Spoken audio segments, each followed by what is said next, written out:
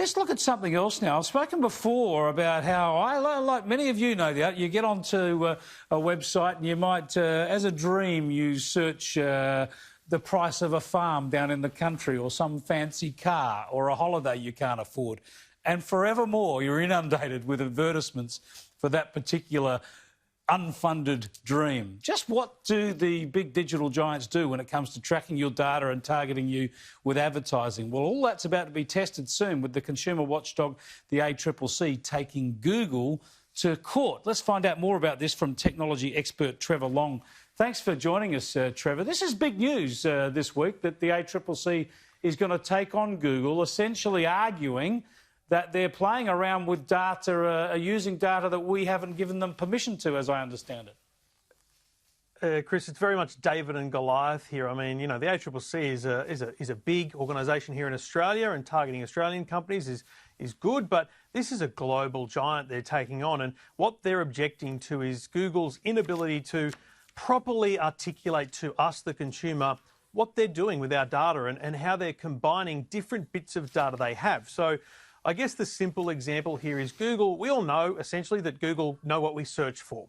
But what they also do is they own the company that pretty much runs most of the ads on the internet. So therefore, they know everywhere we go on the internet as well. And what they've started doing is combining those bits of data so that they can actually associate where you're going with an individual account. And the ACCC don't believe that Google properly disclosed that to Australians, and therefore they are in breach of the notification laws. In some ways, though, this helps consumers. I mean, a lot of people will like this. I search for, a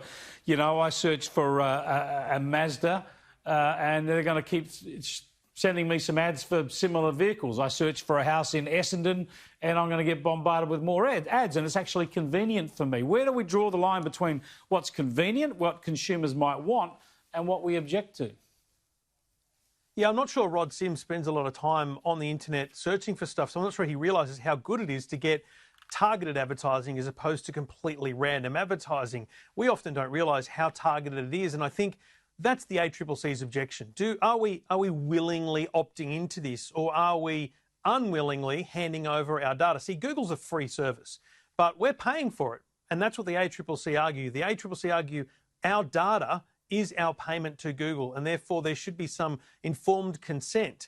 But I think the other side of that is, I mean, think about a mortgage document. That's the biggest and most important document you'll ever sign. I don't think everyone's read every page. You get the summary and you sign the details. Who's reading the entire privacy disclosure from Google, let alone any website? And I don't know that the ACCC are on the right path with that one. Isn't there an answer here in that we can just opt out? Now, I know a lot of tech heads like yourself will know there's ways to not send cookies or whatever, but the rest of us, don't we need an easy button to say, no, I just don't want any of my data tracked? I think that's the problem is for nerds and those that are willing to spend the time, there's very simple ways of blocking ads and ensuring that you're essentially invisible on the internet. But for the average Joe, it should just be a button. It should be a checkbox. Now, Apple, for example, have instituted some changes to their browser technology, which says, you know what, you shouldn't be tracking and tracing people and you should make it aware. I think Microsoft might do the same, but the most popular web browser that we all use is Google Chrome.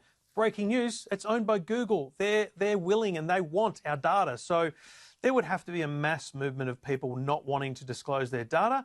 And as we've seen before, and we'll see many times again, we can all be outraged by it, but most people won't take the time to go and opt out of these things. Thanks for joining us, Trevor. Appreciate it. Pleasure.